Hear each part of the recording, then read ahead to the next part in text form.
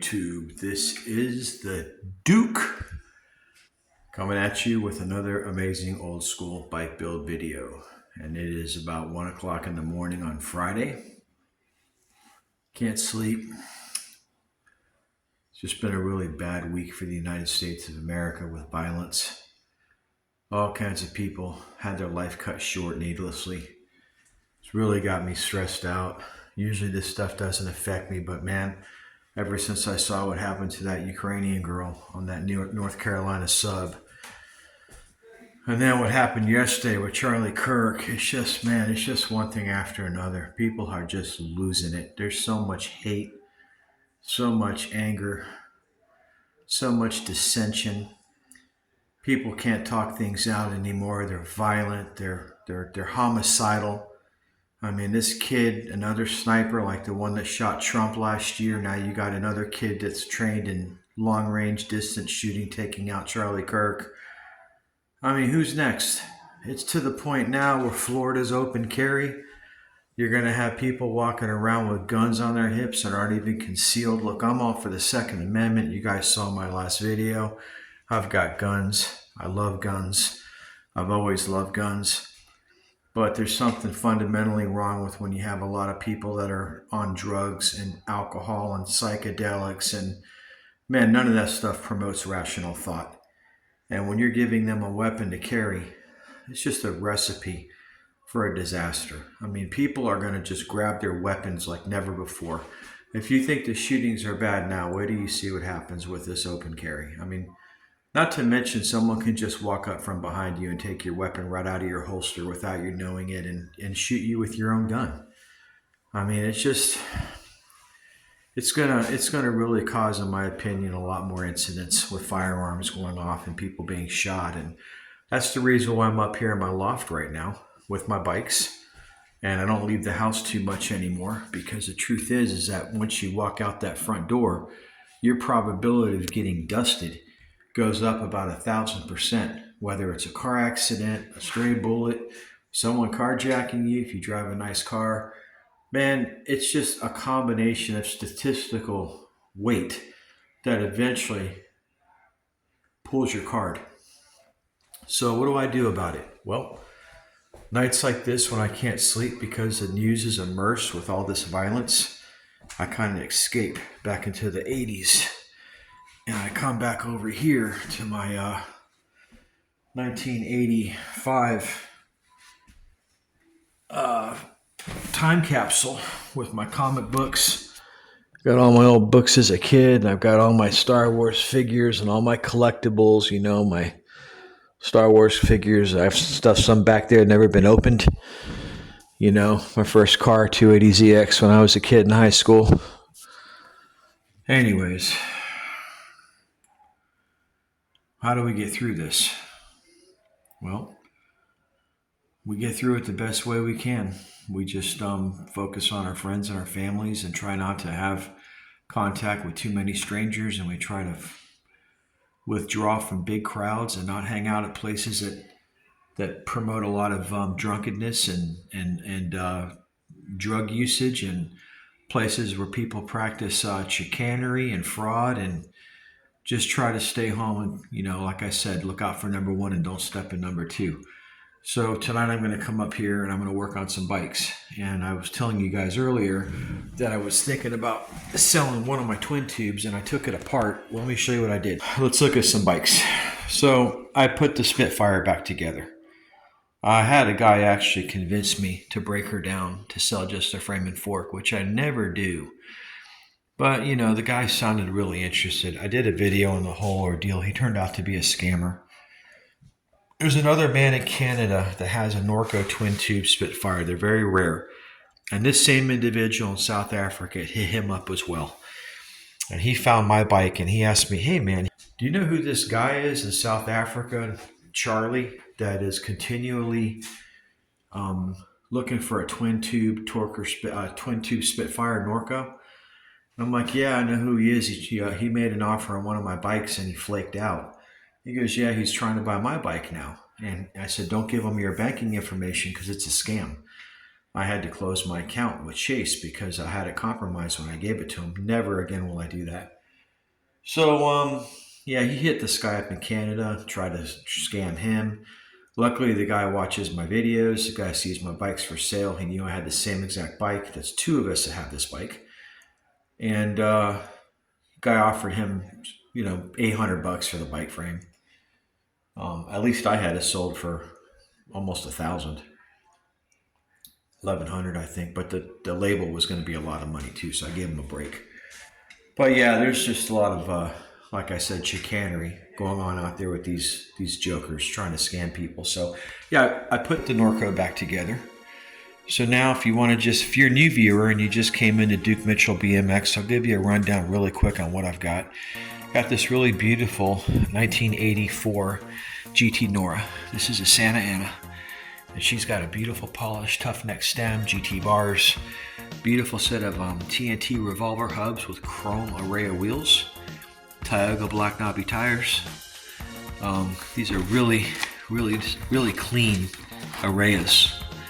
And chrome-plated arrays aren't easy to get in that condition. I need to put some air in those tires. This is an 83 Nora. Okay. She's got GT Pro Freestyle Tour clamp, MX 1000 brakes, set of three-piece, let me see, I think these are Dura-Ace cranks. Got a set of ACS Z-wheels, magnesium. Got a nice set of anodized red tough neck bars. Got a really nice old school KMX seat and nice number 1 plate. This is my trunk bike. Of course, she's there flipping off everybody. Got the 45-47 decal, all red, white, and blue theme. Got the ACS Z wheels, same reverse configuration. Red with blue tire, red tire with blue rim. Just a reversal. Same type of frame. Nora Cup, Santa Ana, whatever you want to call it. GT bars, MX 1000 die-comp brakes, 2123 GTC, three-piece GT cranks, really nice GT engraving on that polished sprocket with an Ash Boy spider. Really nice setup I did on that. This is an Ultra Cat Super Cycle. This is a Panther, a beautiful Panther Prism. Got a set of Akisu forks. Akisu is a quality manufacturer. They make a bunch of bike frames. They actually made this frame. This is an Akisu made frame. I've done videos on all these bikes in detail discussing the welds, set of 4-piece Wizard bars, talking about the welds on the bikes, the type of material. This is a 4130 chromoly frame, just like the Torker. Exact copy of the Torker. Here's the real deal Torker. This is an 85 Torker 280. This is the Bumblebee edition. This is black and yellow. And she's got the ACS Z wheels as well. Got a set of Odyssey brakes. Got a set of 1-pinch profile cranks. Period correct, not repops. Got another ACS stem in there, 4-piece bars. There's the Norco Spitfire we just talked about. Okay, Norco is a Canadian brand.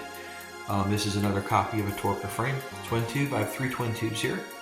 I've done a video actually called the twin tube trifecta. If you want to check out my videos and take a look at that twin tube trifecta, I show you a side-by-side comparison of these 3 Torkers, and I show you what differentiates the frames on the 2 copies compared to the original. They're all very close, but welds and quality it varies on each bike. Take a look at the CW. Very proud of this bike. I love Custom Works. It's a very high quality brand. It's got a set of satin arrays, CW frame and forks. This is a Z3000, I believe. Broken arrow seat post clamp, CW seat, set of CW bars, all CW. Just a clean racer. All of these bikes, for the most part, represent California engineering at its finest. And we're not going to bash California in this video. But, one thing we owe those guys, we complain a lot about California. We're constantly talking about how the state is run by the biggest idiot in the world and how the criminals run the streets and the defecation and urination on the sidewalks and the exorbitant property taxes and a terrible crime. You had that girl that was taken out a few years ago by the illegal Mexican and, beautiful girl in the prime of her life is Kate something. It'll come to me in a minute.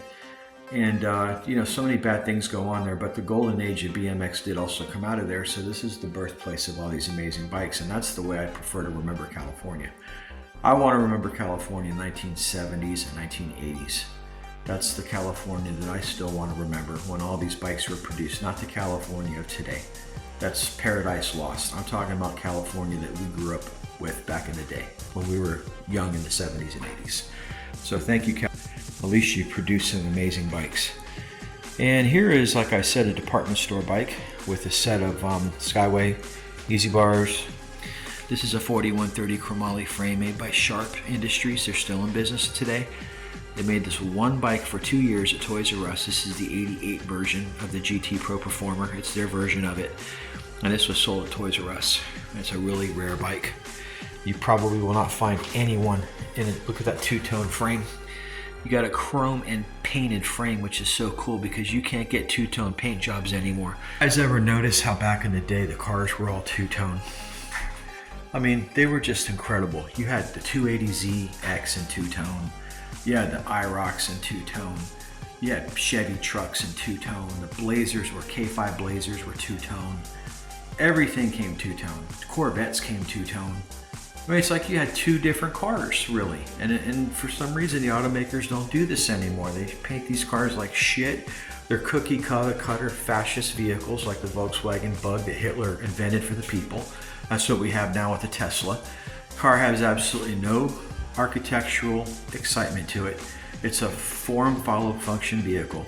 There's nothing custom or cool about them. They're just point A to point B vehicles.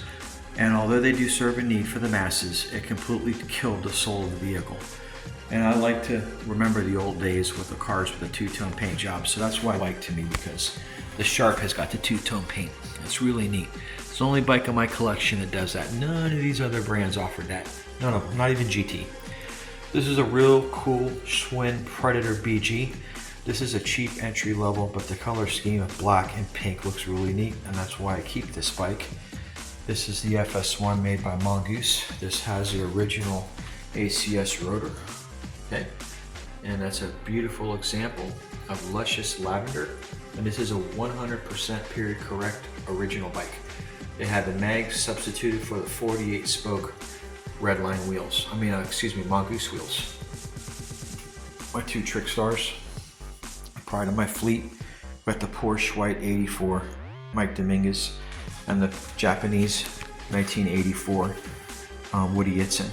And these are amazing examples of trick stars, and I've done videos on those as well if you want to see them.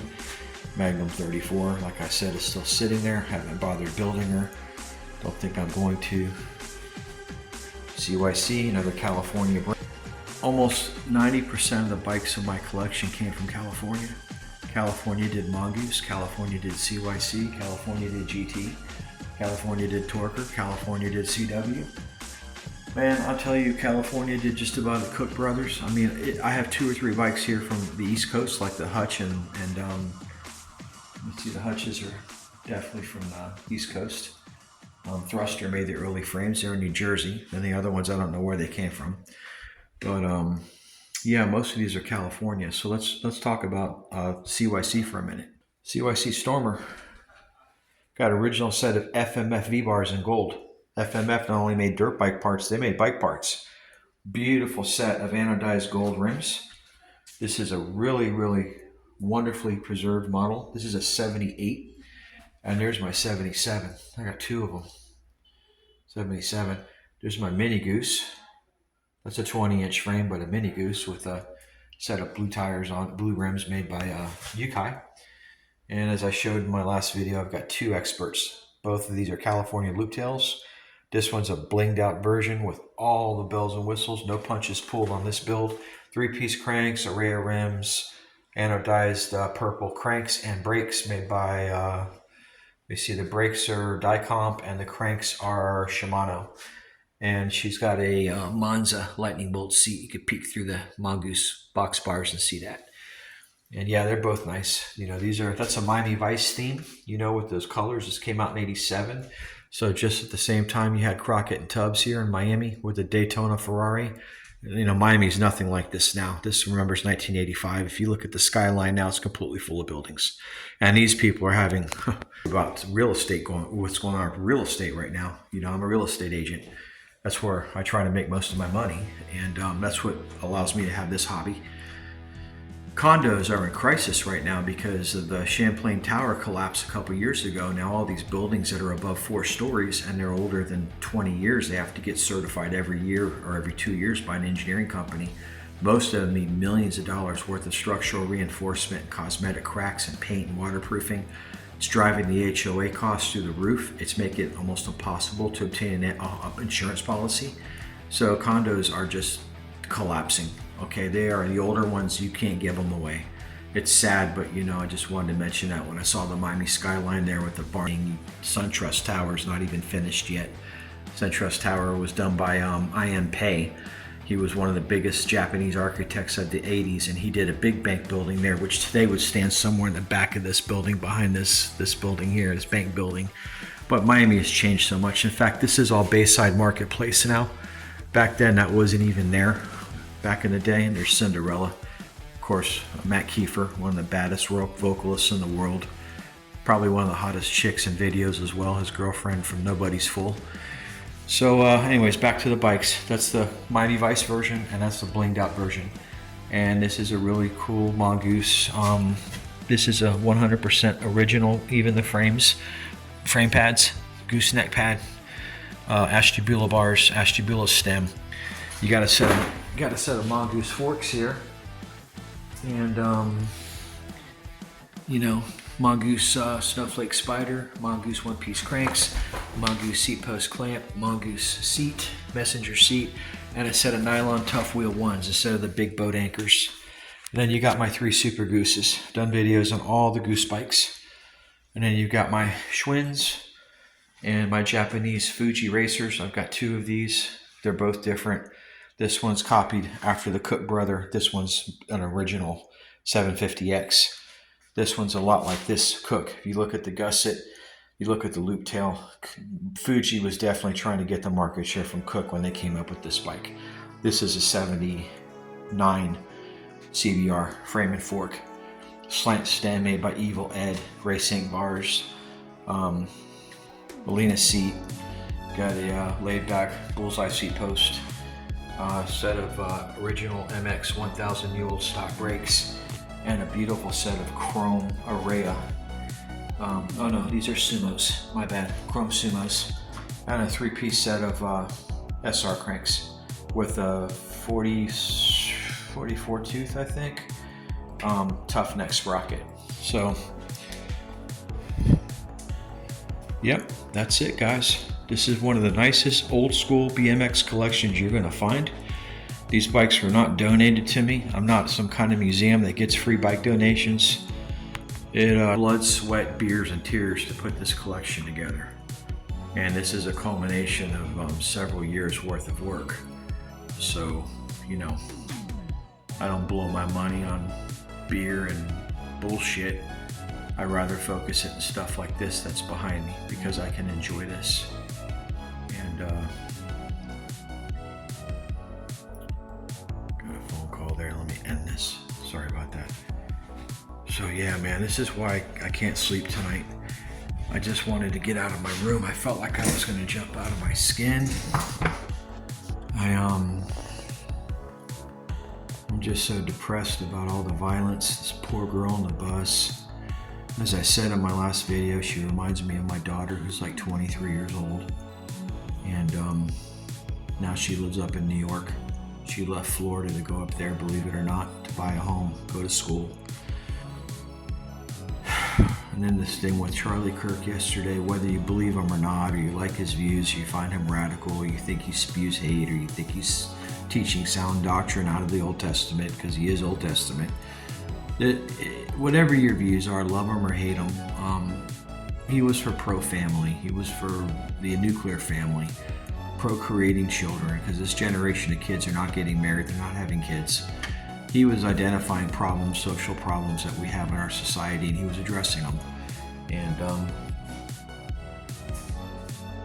no matter what your views are, violence like that's not justified.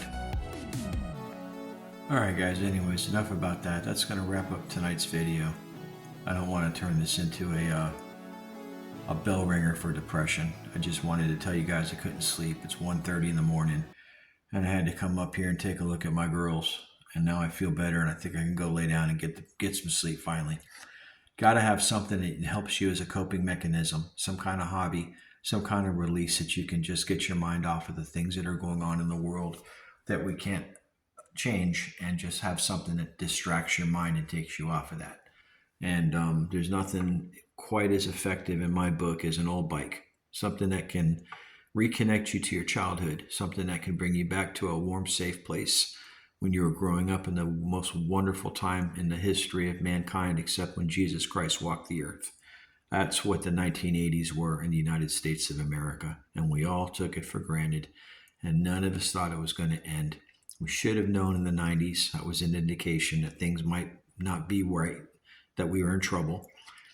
And sure enough, it just seemed to go downhill from there. And although we had some good things in the 90s and 2000s, I got married, had a family, I had wonderful memories of all that.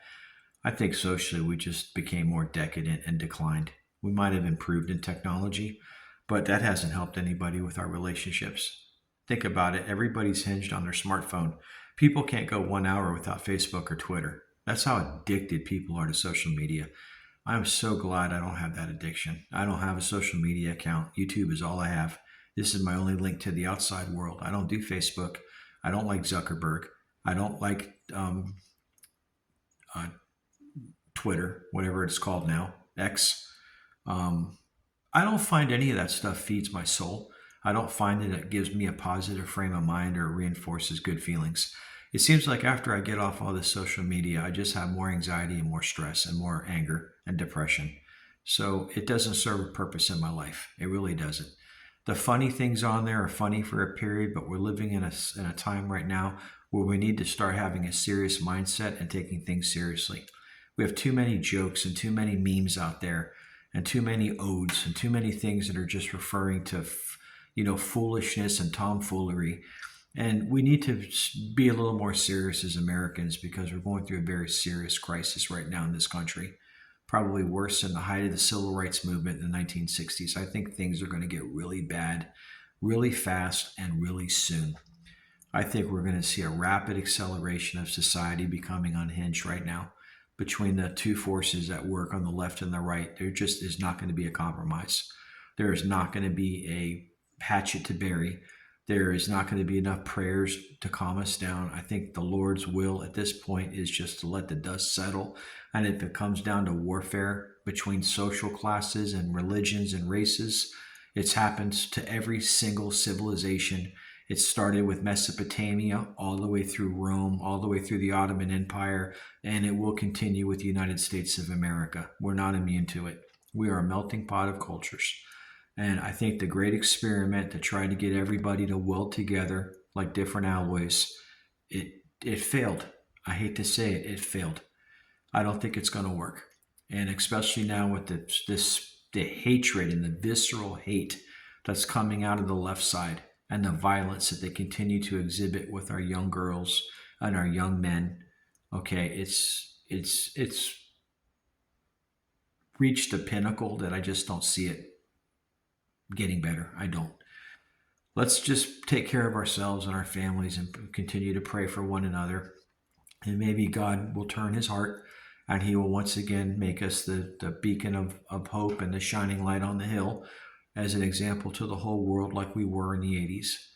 I don't think we are anymore. We're a harlot, a nation of harlotry. We've allowed terrible things to come into our public schools. We've allowed our kids to be exposed to awful things, and these phones bring a lot of awful things into our children's minds. And we have failed in many ways as parents with our kids. And I made a lot of sacrifices when my kids were growing up to make sure they weren't exposed to these things by putting them in a good Christian and private school. I made a lot of sacrifices to do that. And there were years I couldn't afford it. I homeschooled them. Now I have a background in education, so I can do that. I know how to do a lesson plan. I know how to do a curriculum map. I know how to do RTI and MTSS. Not that my kids needed that because they were high functioning, but I've got a background in this stuff. I worked ASD, IBI, behavioral, autism, modified curriculum. I've done it all. Okay. Not all parents are equipped to do this. I understand that. Okay. I had an opportunity where I could homeschool my kids, and I did. My daughter thankfully became a UCF graduate with honors. My son got his high school diploma. My kids have enough education that they can make it through life. Okay. And they worked their way through school. They didn't take student loans and end up with $100,000 on a worthless degree that will never pay them diddly squat. So guys, that's going to be it for tonight. Let's wrap up this video. And if you're new to my channel, I ask you if you like these kinds of bikes and you like 80s and 90s old school BMX. My name's Duke. I have the bikes in my collection. I don't show you a PowerPoint presentation. I don't go to a bike show, although all that stuff is cool. I'm not knocking the people who do that. I do my channel a little bit differently. I have the examples here in situ to show you. So yeah, the collection hasn't really changed much in the past couple of months. Some bikes are gone. I got the newest bike I did is a CBR. That was done 3 weeks ago. I haven't had any new builds since then, and I will not be building any new bikes until I thin the herd out some. Because frankly, guys, if you look up here, I just don't have room for any more bikes. I've even got a Huffy flatbed sitting up against my desk here. I got wheels everywhere. I don't have the room. I've got frames and bikes everywhere you look. So I'm not going to be able to build anything until something goes. But rest assured, I'll bring you guys some new builds, and we'll pick it up from there. So I'm going to say goodnight. Remember, stay rad.